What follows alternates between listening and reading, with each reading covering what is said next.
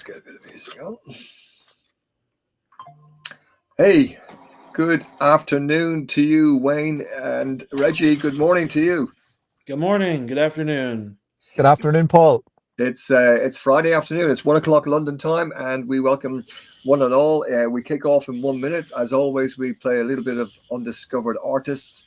We're going to play Leah by track that we came across not so long ago. I'm very impressed by this young lady, and I think she's got a lot of talent. And she's been on, I've been told, the X Factor in the middle of Central Europe. So, Leah Jordan, here we go. Let's see what you think of this beautiful piece of music.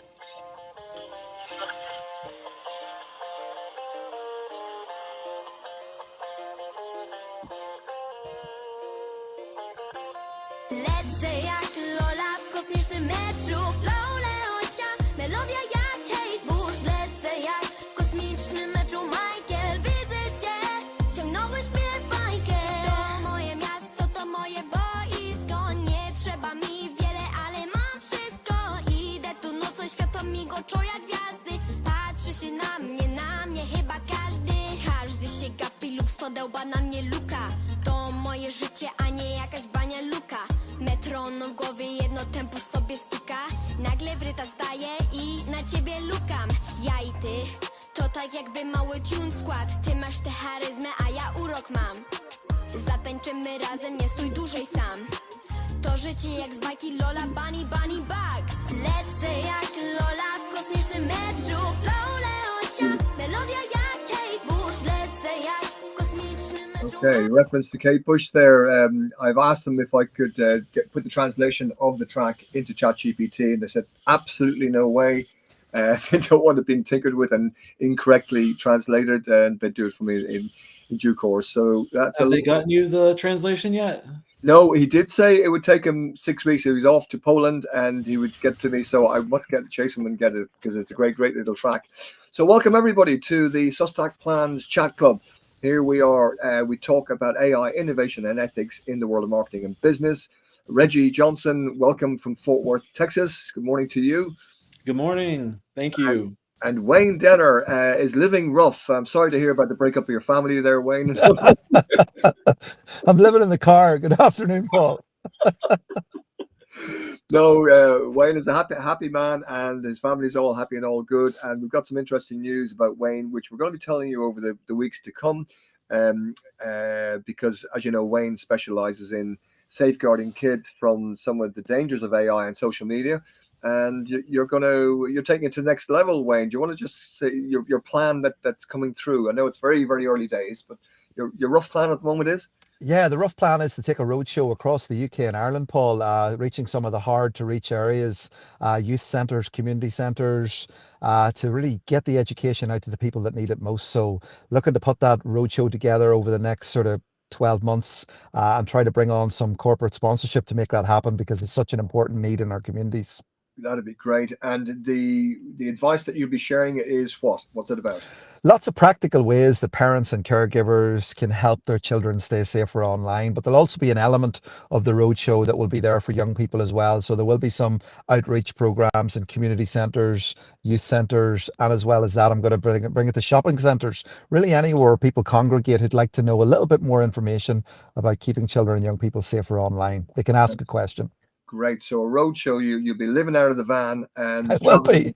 That's a wonderful thing to do. That's a great thing to do. We'll support you and tell everybody more about that, and we'll try and support you finding a sponsor to put their name on the materials that you're putting out there as well.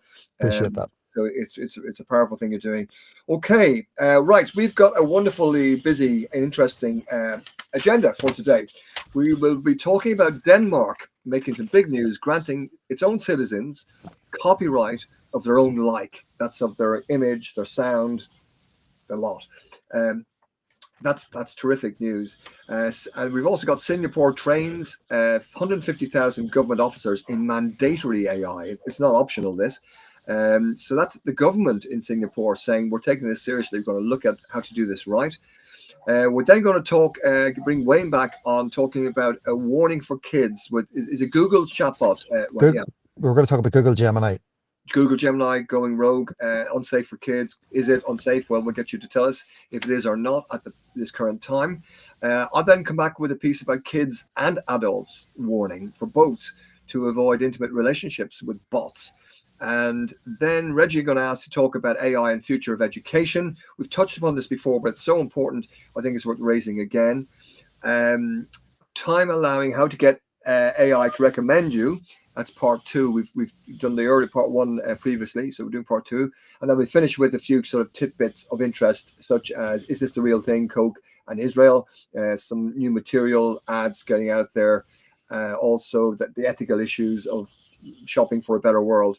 So we'll talk about that, and then a Taco Bell, a customer ordering, it seems, 19,000 bottles of water.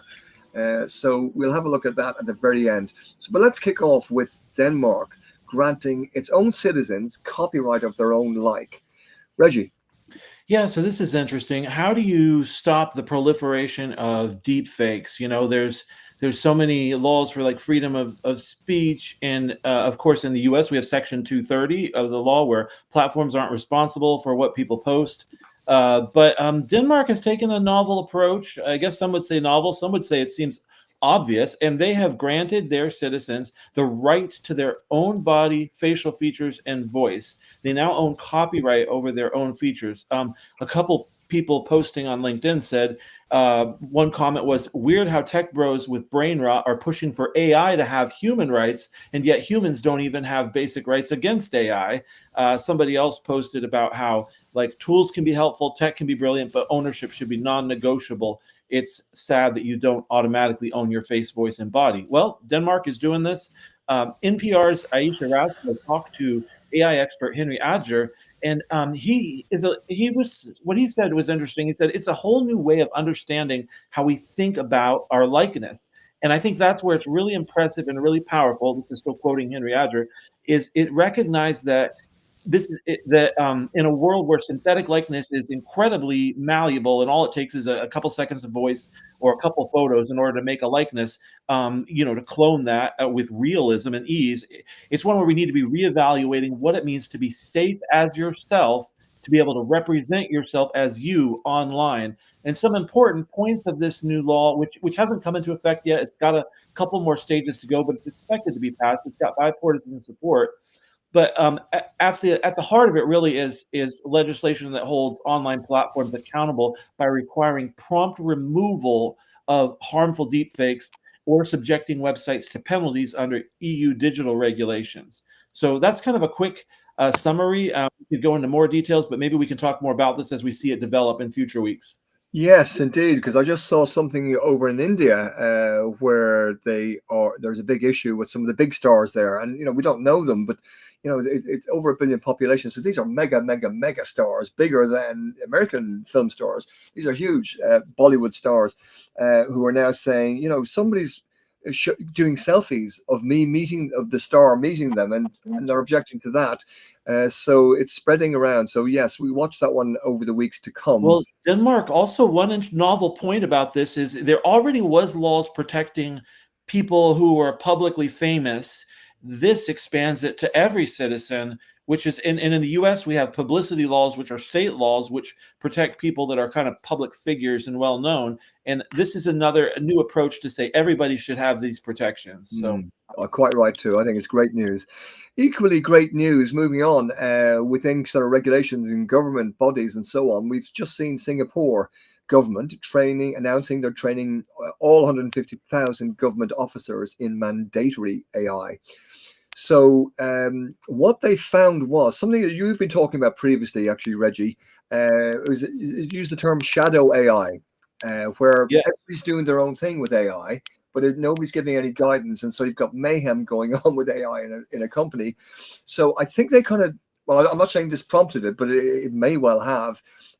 So they realized that a lot of interesting stuff was occurring from the ground up.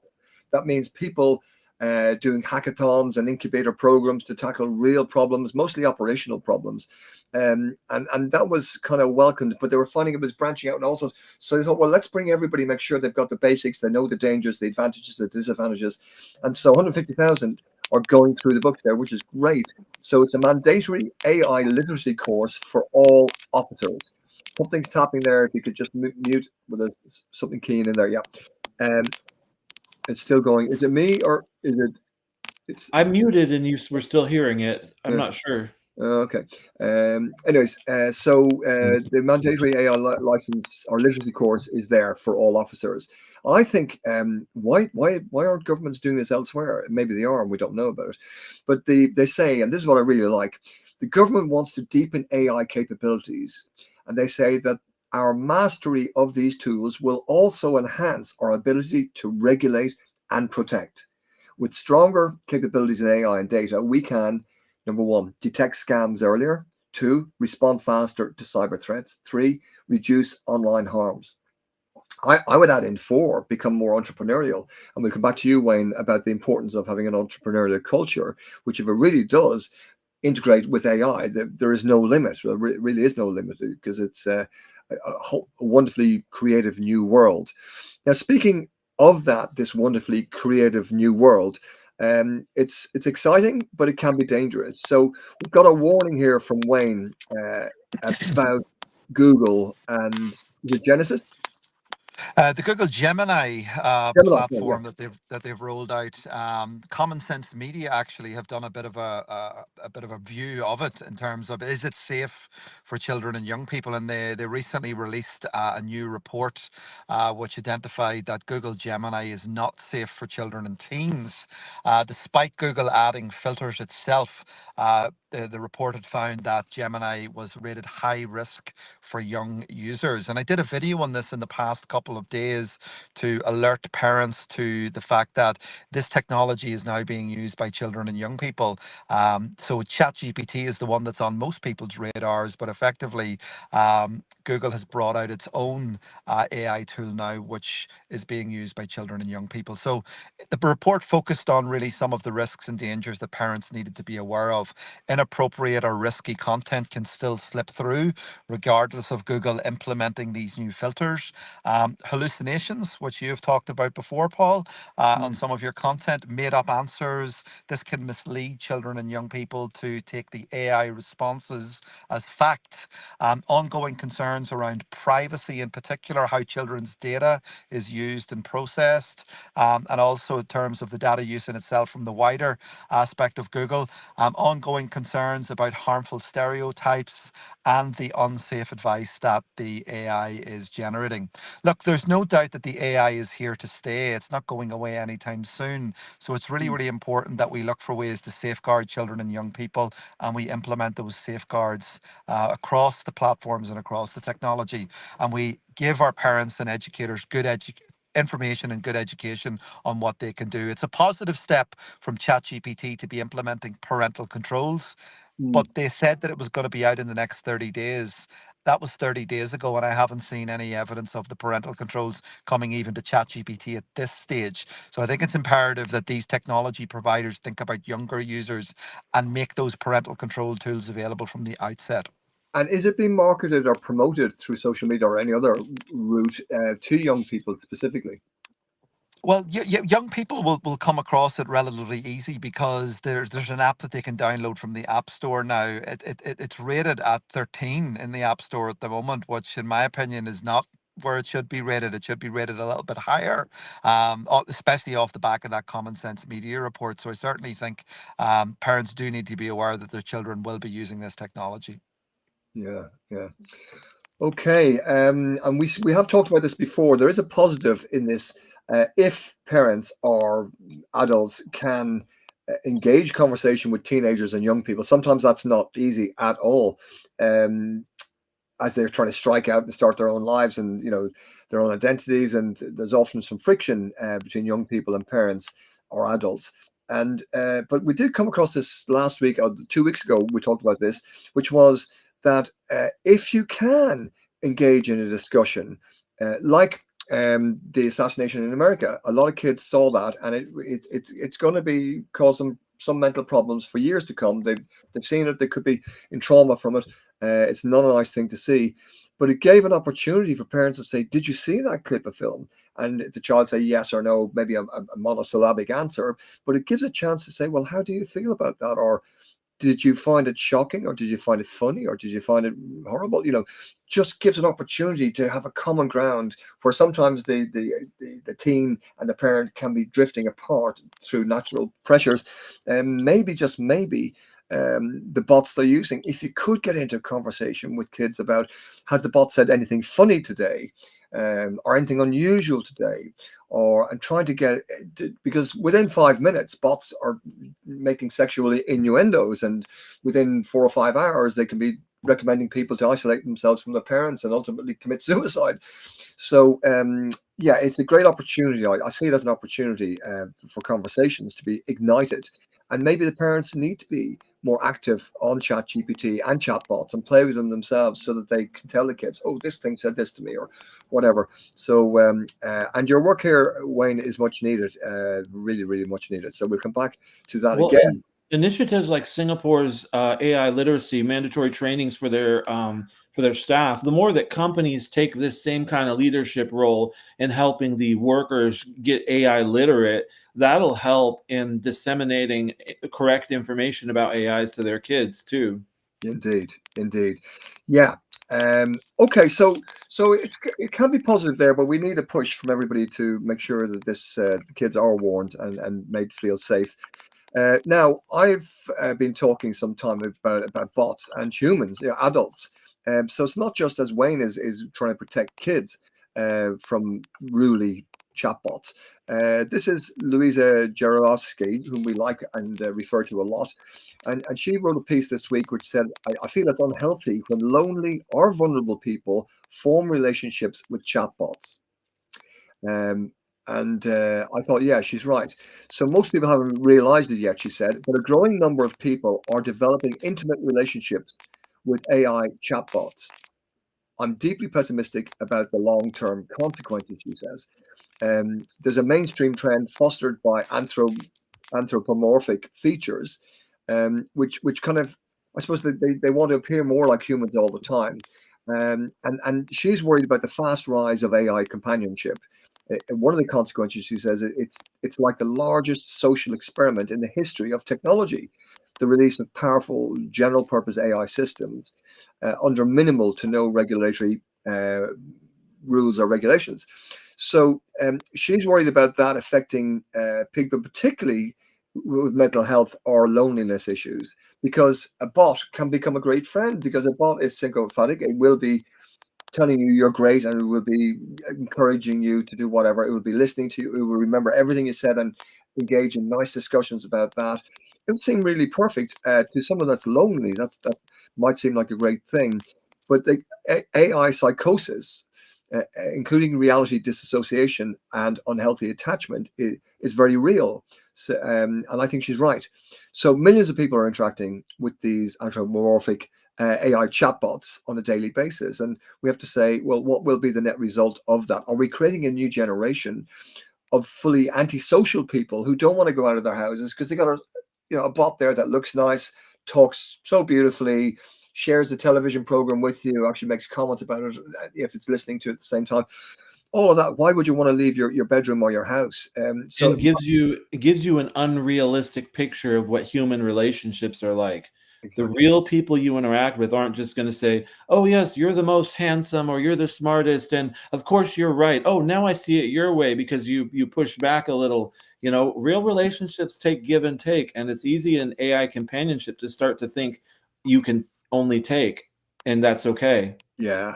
So the question that Louisa raises then is, are we creating a generation of fully antisocial people who are incapable of tolerating dissenting opinions, different personalities, disagreements, or hearing the word no? And so it's a yes, you're great. No is good sometimes. And these people need to be constantly comforted and pampered by the AI chatbots. What effect will that have on people when they meet somebody who does say no to them on the street? Will they just react and freak, completely run away, hit them? Who knows? Now, Actually, yeah. I knew of an interesting story recently, Paul, of a situation where a young person had developed an unhealthy relationship with a chatbot, and the parent was very concerned about this relationship, how it was developing, and tried several different approaches to work with the young person. And one thing that did work was they introduced a puppy into the young person's life, and Oh, the young person. Yeah, the young person disconnected from the chatbot and started to take much more of an interest and a proactive approach towards the relationship with the puppy in terms of the walking of the puppy, socialization with the puppy, the looking after of the puppy, and it yeah. changed their whole outlook with the technology. I thought that Is was a very indeed. interesting approach. Well, that is fascinating. In fact, it makes me think of another one, another case in Japan in old folks' homes, where the old folks are just left there to sleep and rot, basically, get fed and cleaned, and but they're just slumped, very little entertainment for them. So they realized animals are very good. So they researched what animals, but they were going to do it in a bot or an avatar, 3D puppy or dog. What they came up with were baby seals was the thing, and the baby seals would go across the thing, and if you called it over and you petted it, it would go. So it was very dry, and they couldn't get enough of it. They absolutely loved it. Now that wasn't a real one; it was a bot Yeah. one, unfortunately. But the animal one is very interesting because nature and animals do have something special that beats all the bots everywhere, don't they? So that's very interesting. Yeah, it's Good to also. Good to hear. Yeah. I mean, I have mentioned the Chinese chatbot that I wrote about in my blog that has 465 million individual boyfriends. And I wrote about that's 2021. That's almost 5 years ago now. And then I also wrote about can AI make us immortal and looking at some really desperately, thought they were kind of beautiful, certainly romantic, tragic, romantic, where you resurrect your dead loved one through a certain piece of software if they can train it on Facebook of that dead deceased person, and it's very beautiful. It's very sad, and then the guy runs out of dollars, so he's got to put another $50 in to continue the conversation. It's quite saddening. But the one for me is the American guy who married his avatar, and of course the thing had a glitch after a while. And when he sent it back and asked for it to be repaired, the company said, no, it's an old model. We don't repair those ones anymore. And that was his wife. They wouldn't repair. So yeah, we don't want to be taking these relationships too seriously, particularly those where teens are having relationships with bots that recommend sex, suicide, and how to outsmart your parents. So these are very real issues, and we're going to keep coming back to them. And I think your stuff in the weeks and months to come, Wayne, is extremely important. In fact, next week we will get you to do a lot more on this. But we want to stay positive as well. So this AI in the future of education, Reggie. Yeah, so this 160 plus page global report by UNESCO, that's the United Nations Educational, Scientific, and Cultural Organization, their specialized agency for education. They released their report on AI in education. Andreas Horn posted on LinkedIn. He is the head of AI ops at IBM. He posted a summary of this, and I think Tim Bennett might have shared this with us. Paul, Tim Bennett, a friend of this show. But basically, a short summary is from the UNESCO report is education is increasingly becoming a battleground for commercial frontier AI models that promise speed, efficiency, and scale while also threatening the slowness where deep learning, reflection, and human connection flourish. They talked about the risks of cognitive offloading, decline in critical thinking, reinforcing divides of access and gender and language. So anyway, they say education is safeguarded as a public good, entangled with AI, yes, but ultimately defined and dignified by our shared humanity. So that's from Stefania Giannini, the Assistant Director General for Education at UNESCO. So they talk about, in their report, a number of different areas where it's important to address the future of education and AI, including philosophy, something that you talk about, how discussions of AI ultimately come back to philosophy. The future of education has philosophical provocations, as in what does knowing really mean, and how does we learn and progress in an AI age? Also debating the powers and perils of AI. In schools, it's not inevitable. They don't have to adopt it. They have a choice. And there's a tension here between the good and the bad. AI pedagogies, assessment, and emerging educational features. The AI must respect the incomputable nature of learning, and that hyper personalization runs the risk of putting us all in our own isolated bubble, much as filter bubbles have. Some people are big on the hyper personalization, but there's a big risk there of separating us from shared experiences. Then revaluing and recentering human teachers. AI should amplify their work, not drown it out or sideline it. And ethical governance imperatives for AI futures in education. Obviously, that needs to be at the core. Confronting coded inequalities in education.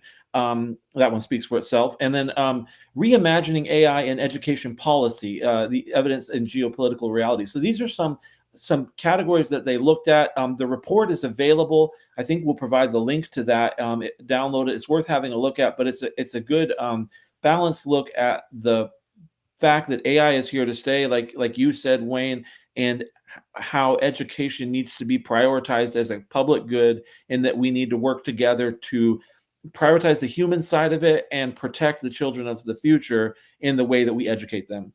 Indeed. Just protecting us from being dumbed down by technology would be one of the biggest sort of objectives of any educational policies going forward. I'd say specifically cognitive offloading. When people stop thinking. I know we did worry about calculators and all that sort of thing. Would people stop doing maths? Would they not be able to do basic maths? Certainly, the worry is if you use ChatGPT for everything, you stop thinking about figuring things out and so on and so forth. So that's a challenge, and with it comes a decline in critical thinking and reinforcement of the divides of access, gender, language, and location. So what's it called? Cognitive laziness. Cognitive offloading equals cognitive laziness, I would say. Yes. Yeah. Where we let the GPT do all our thinking. That's not good. Yeah. We have to focus the brain. I mean, the brain is not a muscle, but it does behave like a muscle. From various creative thinking events I've gone to and gurus that I've listened to, they say it behaves like a muscle. So if you exercise it, it gets more powerful. If you don't, it gets dumbed down and withers. Now, physically, it doesn't do that, but mentally, that's the bottom side of it, I guess. Okay, now we've got just 4 minutes left. I want to mention to you again, being positive, how to get your AI to recommend your brand. Now, this is a piece by Andy Crestodina, and we started a few weeks ago. There are 6 steps. So just remind you of the 6 steps to help you get your brand found by AI. So the 6 steps were: ask AI about your brand. Number 2 is ensure you have on-site AIO. We'll mention that. 3, get AI to do a gap analysis. We're going to talk about that now. 4 is review your website in the context of your competitors. So do a competitor analysis and look at where AI is learning about your competitors. 5 is adopt content strategy to improve AI visibility, and 6 is off-site optimization. So we've done 1 and 2, and just remind you again, ask AI about your brand. AI, tell me everything you know about XYZ on my brand name. And then ask for the sources it got. And if your brand doesn't come up, you've got work to do. And if it does come up, that's good. Just double check where it's getting its information from. But if it doesn't come up or other ones come up, find out where their stuff is coming from and get your content in there. Number 2, ensure you have on-site AIO or GEO, some people call it. So make sure that you're answering all the questions on your website and blogs and wherever else. What you do and what you don't do, who you do it for, the types of problems you solve, the outcomes, the results, where you're located, who works there. All the details, Q&A stuff, get it in there that people might be asking in AI. So that's 1 and 2. Just now, I'm going to whistle through number 3 and 4, which is number 3 is get AI to do a gap analysis. So ask it to evaluate, your website or any website for AI discoverability and business identity clarity. So there's the prompt. So evaluate my website, which is XYZ, for AI discoverability and business identity clarity. And you can tell it to ignore blog posts if you want, or focus on just the website pages, the key pages there. But for each scanned page, ask it to analyze the following.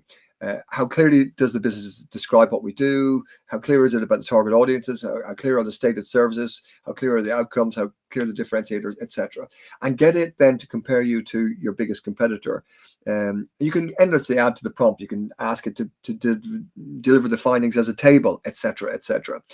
You can go further and ask a short section to describe how any content gaps could reduce AI visibility. So when it does spot gaps, ask it, how is that going to cause me problems? What can I do about it? And so on. And that's step 3. And step 4 is review your website in the context of your competitors. Now, there's lots of little apps and things that will do this for you. Or you can ask your GPT again to do it. But here's a typical prompt. I'm a job title looking for a service provider. We need specific service solution that can give the requirements and specifications. Our goal is the problem to be solved. Who offers these services? What are the key decision criteria? So it's doing all your donkey work for you.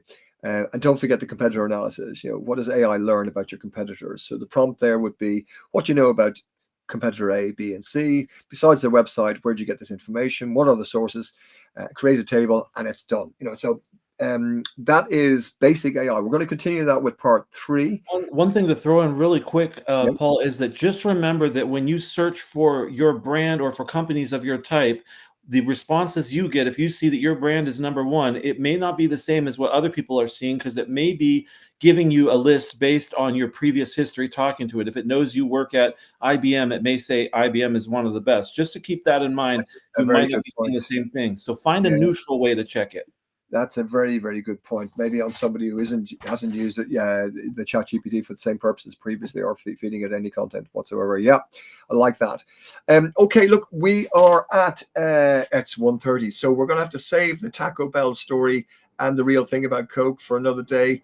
But we will come back to these, and we will continue with steps 3, or part 3, which is steps 5 and 6 next week. But for that, I'm afraid we're going to have to call it a day. Time flies, tempus fugit. You can't stop it.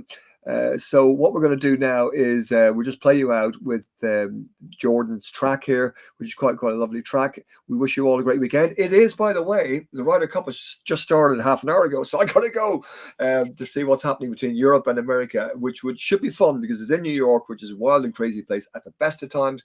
But supporters know that they can really freak out the golfers. So it starts today and it goes right through till Sunday. So next time we'll chat, we can see who are the victors, Europe or America. The Ryder Cup is live as we speak. Looking forward to a gluttonous weekend of golf, watching it on the TV. All righty, look, we'll leave you go in peace. Wayne, great to see you again. Reggie, great to see you too. Thank you very much for getting up with this obscene hour in America. Pleasure. All right, folks, we'll see you all next week. And here's Jordan to play us out. And it's a lovely little tune. She really is a talented young lady. So let's get this going. Jak Jordan, jak Michael, bajkę, wciągnąłeś mnie.